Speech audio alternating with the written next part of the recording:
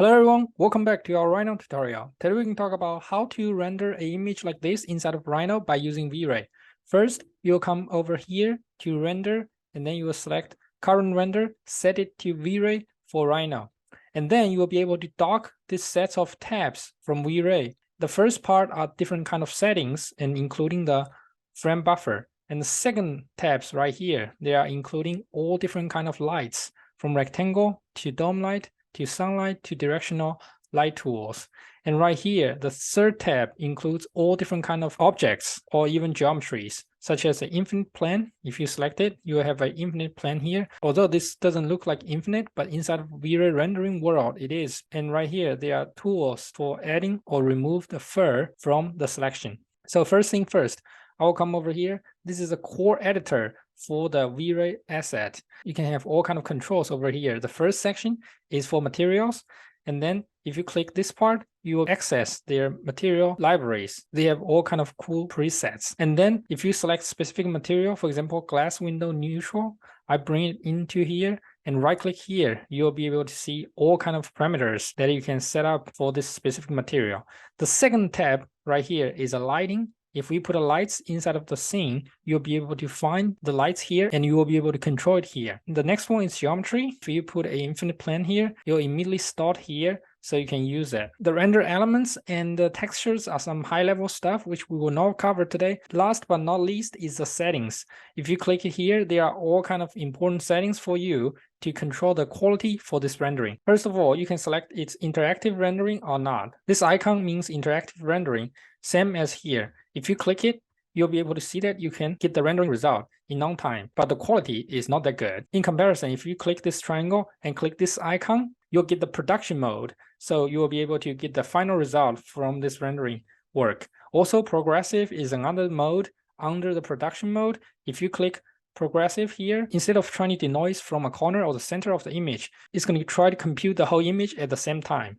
Let's go back and use the interactive so we can see the changes at the same time. First, let me set up a view. I will select the view that I really like, and I'll come over here to save view, save this view as V1. The next thing is I will come over here to V-Ray settings and come to environment. There is this default background. I will just click it off. And once I did that, the whole scene will become super dark. That's because I get rid of all the default lighting. What I can do the next is I will come over here to the dome light, click it and click somewhere here. And I will select this HDR file that I downloaded earlier. This HDR file basically going to give you a sky, and I will show you what it means. So right now, if you rotate it around, you will see the sky around it. This HDR stands for high dynamic range. It's projected to create this dome light. And this dome light, you will see that it's a little bit distorted. At the same time, you cannot see the ground. To change that, you'll select this dome light, come over to the asset editor, and then right here, shape, change it to sapphire. And you will see that this whole thing looks normal. And the next thing I'm going to do is just add some materials into this scene. The first thing I'm going to do is I will come to asset editor, go to material. I will select this glass tinted black. There are many ways that you can use it. First way is you select all the objects at the same time. You make them into a group, and then you can just right click here, apply to selection. And then you will see that this material has been automatically added to the material tab. Or you can select the material and drag into the tab, select the objects that you want to apply it to, right click it and say apply to selection. If you want to change the materials that you selected earlier, you can just right click it, select objects in scene. You will select all the objects that are using this specific material in the scene. And then you can choose another material and apply on it. And then you will see that this has been changed in the scene. And the next thing I'm going to do is I will click this add fur to selection tool. And then I will come over to the editor one more time. I will go to the geometries and I'll select this fur. First, this length is 4 feet. It's quite dramatic, but I will go with it. And I can change all kind of densities right here. For example, if I increase this will increase the amount of furs that will be generated inside of the scene. It doesn't seem obvious right now. That's because it doesn't have a color. So I'll come over here to materials and add generic. And then I will click the diffuse color, give it a color. Then I will go to the fur and I will go to the bottom. Since material, I'll turn it on and I will choose a material, which is generic 2. And then we will see this kind of grass over here. If I zoom it in, this is what you can see. So you'll see that V-Ray generate those geometries based on your design. And if I come over to editor, and if I decrease the amount of count per area, they'll become less dense. And if I change the length, they will become shorter. And right here, the thickness also can be controlled. I can make it thin, I can make it thick, so on and so forth. I'll go back to the view right here and I will change the density. At the same time, you can change the gravity, the bend, so on and so forth within this fur material. It's very handy. And then I'll look at the scene. I will say that this is just way too dark. What I can do is I can add a sunlight into the environment. I'll come over here, click this sun, and I will hit OK. I'll click it here and we will get a sun. This is simply too bright. What I can do is I will select the editor and I will come over to light. I'll come to sun and then I can change the intensity. Make it very low, 0.4. Then I'll change the direction of the sunlight a little bit by simply rotate it. Now I like this angle, but I think this shadow is just way too sharp. So what I can do is I'll go back to the editor and I will change the size multiplier.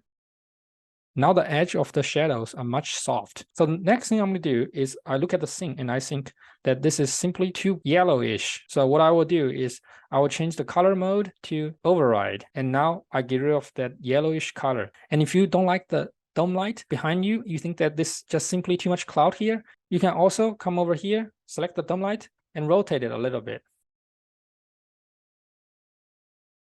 Now you can see that the angle has been changed based on the rotation. And if you are happy with this result, what you will do is you will stop this interactive rendering. You'll go back to the editor, go to settings, turn off interactive, and you will go to the output, make it a higher resolution. For example, I will do 4000. Of course, you can also change the aspect ratio here.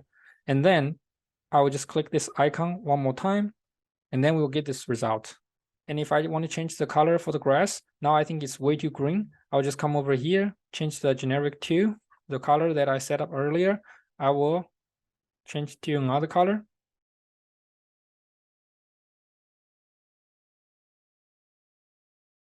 And then I'm just going to come over here, click this icon, which stands for the non-interactive rendering, and then the render process will begin. And after waiting forever, we finally get this result. What you can do is you can click here and save it to your target location. So this is our final result. You'll see that the details actually looks very good and the grass looks very good.